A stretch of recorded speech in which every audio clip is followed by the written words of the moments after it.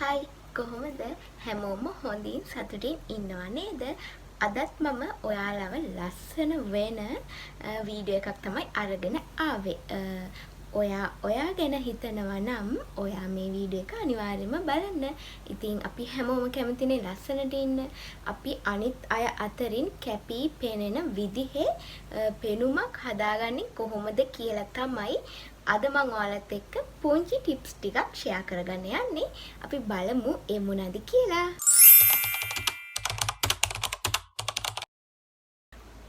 ඔයාගේ පෙනුම මේන්ටේන් කරගන්න නම් ඔයා දැනුවත් විය යුතු සැලකිලිමත් විය යුතු කරුණු ටිකක් තමයි අද මම වීඩියෝ එකෙන් ඔයාලත් එක්ක ෂෙයා කරගන්න යන්නේ. එහෙනම් අපි ඉක්මනින්ම ගිහිල්ලා බලමු ඒ මොනවද කියලා. ඉතින් පළවෙනි ටිප් එක විදිහට ඔයා හොඳ නිින්දක් ලබා ගන්න ඕනේ. ඉතින් ඔයා දවසකට පැය 7ක් 9ක් වත් අවමම නිදා ගන්න ඕනේ. මොකද ඒක ඔයාගේ සෞඛ්‍යයට වගේම මානසික තත්ත්වයටත් ගොඩක් වැදගත්. ඒ වගේම තමයි අපිව වයසට යන එකත් අඩු කරනවා මේ හොඳ සුවපහසු නිින්දක් ලබා ගන්න එකේ. ඉතින් ඔයා කොච්චර බිසි ලයිෆ් එකක හිටියත් ඔයා වගේ ටයිම් එක මැනේජ් කරගෙන ඔයා හොඳ නිින්දක් ලබා ගන්න ඕනේ ඔයා ගැන හිතලා. ඒ වගේම තමයි වේලාසනින් නිදාගෙන වේලාසනින්ම නැගිටින එක තමයි ගොඩක්ම හොඳ. ඉතින් අර රෑ 11ට 12ට වගේ නිදාගෙන ඒ ටයිම් එක කවර් කරන එක නම් එච්චරම හොඳ නැහැ. ඉතින් ඔයාගේ ටයිම් එක මැනේජ් කරගෙන ඔයාගේ බිසි ලයිෆ් එකත් එක්ක මේ දේ කරන්න බලන්න. මොකද අපි අපේ සෞඛ්‍ය තත්ත්වය ගැන වගේම මානසික සුවය ගැනත් හිතලා අපි අනිවාර්යයෙන්ම හොඳ නිින්දක් ලබා ගන්න ඕනේ. ඉතින් සුව පහසු නිින්දක් කියන්නේ අපි සෑම පුද්ගලයෙකුටම ගොඩක් වැදගත් දෙයක්. දෙවෙනි ස්ටෙප් එක විදිහට සෙල්ෆ් කෙයා කරන්න අපි වෙලාව වෙන් කර ගන්න ඕනේ. ඉතින් මේ සෙල්ෆ් කෙයා කියන්නේ අපිටම කරන ට්‍රීට්මන්ට් එකක්නේ.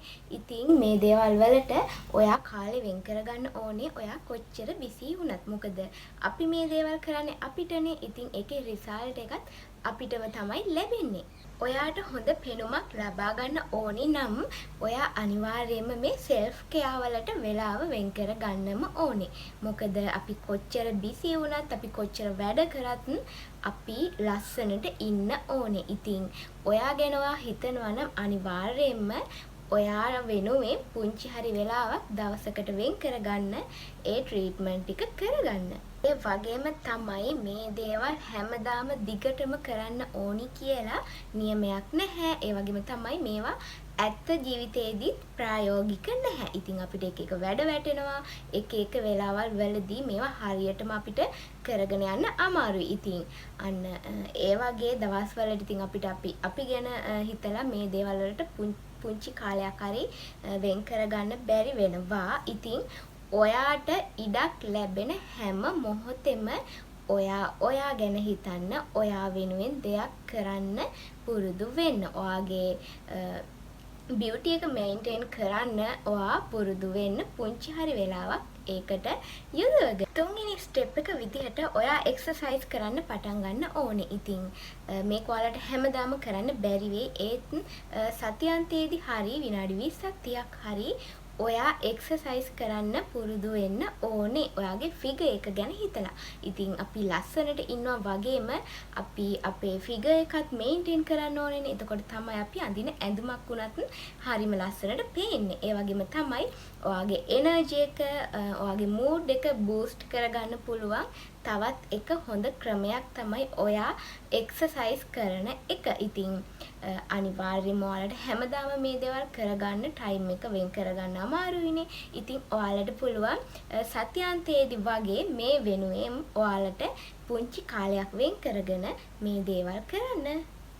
ඊළඟ ස්ටෙප් එක විදිහට මානසික සුවය ඇති කරගන්න උත්සාහ කරන්න ඕනේ. ඉතින් ඔයාගේ මනස රිලැක්ස් කරන විදිහේ දේවල් ඔයාට කරන්න පුළුවන්. ඉතින් උදාහරණයක් විදිහට කිව්වොත් ඔයාලට පුළුවන් මෙඩිටේට් භාවනා කරන්න. ඉතින් මේ දේට අපිට වෙනින්ම කාලයක් වෙන් කරගන්න ඕනි නැහැ. ඔයා උදේ නැගිට ගමන් ඔයාට පුළුවන් විනාඩි 10ක් හෝ 15ක් මේ භාවනාව කරන්න. එතකොට ඔයාගේ මනස ගොඩක් සැහැල්ලු වෙනවා. ඒ වගේම තමයි ඔයාගේ දවසේ ඉතුරු වැඩ ටික ලස්සනට කරගන්න පුළුවන් විදිහේ ඔයාට හොඳ එනර්ජි එකක් ලැබෙනවා. ඉතින් මේ දේවා පුරුද්දක් විදියට දිගටම කරනවා නම් ඔයාලා දන්නවා ඇති ඒකෙන් අපිට ලැබෙන රිසල්ට් එක. ඉතින් ඔයාට තව ඔයාගේ හිත නිවන විදිහේ දේවල් කරන්න පුළුවන්. ඉතින් ඔයා අනිවාර්යෙන්ම ඔයාගේ මානසික නිදහස තියාගන්න ඕනේ අපි මොන වැඩේ කරත්. ඊළඟ ස්ටෙප් එක විදිහට ඔයා ඔයාගේ කොන්ෆිඩන්ස් එක වර්ධනය කරගන්න ඕනේ. ඉතින් මේ කොන්ෆිඩන්ස් කියන්නේ අපිට දවසින් හදාගන්න පුළුවන් දෙයක් නෙවෙයි. ඔයා ඒක පුරුදු කරන්න ඕනි දෙයක්. ඉතින් ඔයා ආස ඇඳුමක් අඳින එක, ඔයා ආස දේවල් කරන එක, තව කෙනෙක්ට බය නැතුව මූණ දෙන්න පුළුවන් වෙන එක, මේ හැම දෙයක්ම අපේ කොන්ෆිඩන්ස් එක තමයි. ඉතින් ඔයා මේ දේවල් දවසෙන් දවස පුරුදු කරන එකෙන් ඔයාගේ කොන්ෆිඩන්ස් එක දවසෙන් දවස වැඩි වෙනවා. ඒ වගේම තමයි කිසිම දෙයක් පස්සට දාන්න එපා. කරන වැඩ හෙට කරන්නම් අනිද්දා කරන්නම් කියලා. මොකද ඒක එච්චර හොඳ දෙයක් නෙවෙයි. ඉතින් ඔයා කරන්න කැමැත්තෙන් ඉන්න දෙයක් ඒක කරන්න කවදාවත් බය වෙන්න එපා. ඒක ඔයා කරන්න. එතකොට ඔයාට පස්සේ දවසක තේරෙයි ඒක ඒ හැටි දෙයක් නෙවෙයි කියලා. ඉතින් ඔයාගේ කොන්ෆිඩන්ස් එක ඔයාම තමයි දවසෙන් දවස අප් කරගන්න ඕනේ. ගැන ළමෙක් විදිහට තවත් වැදගත් වෙන දෙයක් තමයි ඔයාට ගැළපෙන ඇඳුම් ඔයා අඳින්න පුරුදු වෙන්න ඕනේ. ඉතින් ඔයාගේ ශරීරයේ හැඩය මොකක් වුණත්, ඔයාගේ ස්කින් කලර් එක මොකක් වුණත් ඔයාට ගැළපෙන විදිහේ ලස්සනට ඇඳුම් අඳින්න පුරුදු වෙන්න ඕනේ. පිරිසිදුව පිළිවෙලට පොඩි වෙන ඇඳුමක් වගේ නම් අයන් කරලා හරි ලස්සනට ප්‍රියමනාපව ඉන්න නම් අපිට ගැළපෙන විදිහේ ලස්සනට ඇඳුම් අඳින්න ඕනේ. ඉතින් කැපිලා පේන්න කියලා අපිට වෙනම දේවල් කරන්න ඕනි නැහැ. ඔයා ගැන විශ්වාසයක් ඇති වෙන විදිහේ ඇඳුම් ඔයාට අඳින්න පුළුවන් නම්, පිරිසිදුව අඳින්න පුළුවන් නම් ඒක තමයි ඔයාගේ කැපිලා පේන තවත් ලක්ෂණයක් වෙන්නේ. ඒ වගේම තමයි guys ඔයා හැම වෙලේම ඔයාලා ගැන විශ්වාසයෙන් ඉන්න ඕනේ. ඔයා කරන වැඩ ගැන හැම වෙලේම විශ්වාසයෙන් ඉන්න ඕනේ. එතකොට තමයි ඔයාලට පුළුවන් වෙන්නේ ඔයාලා කරන වැඩ හරියට ලස්සනට පිළිවෙලට කරගන්න. ඊළඟ කරුණ විදිහට ඔයා හොඳ පෝස්චර් එකකින් ඉන්න ඕනේ. නිතරම හොඳ ඉරියව්වකින් ඔයා ඉන්න ඕනේ. ඔයා හොඳ පෝස්චර් එකක් මේන්ටේන් කරන කෙනෙක් නම් ඔයාගේ පෞරුෂත්වය වගේම ඔයාගේ ඇට්‍රැක්ටිව් ගතියත් වැඩි වෙනවා. අපි ඉරියව් ටික නිවැරදිව පවත්ව ගත්තොත් අපේ ශරීරයේ පෙනුම අපිට වැඩි දියුණු කරගන්න පුළුවන්. ඒ වගේම තමයි අපිට නිරෝගීව ඉන්නත් පුළුවන්. අපි හොඳ පෝස්චර් එකක් මේන්ටේන් කරනවා නම්. ඊළඟ ස්ටෙප් එකත් අපිට ගොඩක් වැදගත් පෝෂ්‍යදායී ආහාර වේලක් ලබා ගන්න එක. ඉතින් ඔයා හැම වෙලේම උත්සාහ කරන්න හොඳ ගුණාත්මක භාවයෙන් යුතු පෝෂ්‍යදායී ආහාර වේලක් ඔයා ගන්න. මොකද ඒක අපේ ශරීරයට ගොඩක් හොඳයි. ඉතින් අපි කරන දේවල් වැඩත් එක්ක ඉතින් අපි ගොඩක් බිසි වෙනවනේ. ඉතින් ඒ නිසා අපි අපේ ශරීරය ගැන හිතලා පෝෂ්‍යදායී ආහාර වේලක් ගන්න පුළුවන් නම් ඇත්තටම ගොඩක් හොඳයි. අපේ ශරීරයත් ලස්සනට තියාගන්න පුළුවන්. ඒ වගේම නිරෝගීව තියාගන්න පුළුවන්. ඔයත් ලස්සනට ඉන්න කැමති ගෑනු ළමෙක් විදිහට මේ දේවල් ටික කරලා බලන්න. ටික කාලෙකින් ඔයාටම ඔයාගේ පෙනුමේ වෙනසක් දැක ගන්න ලැබේ.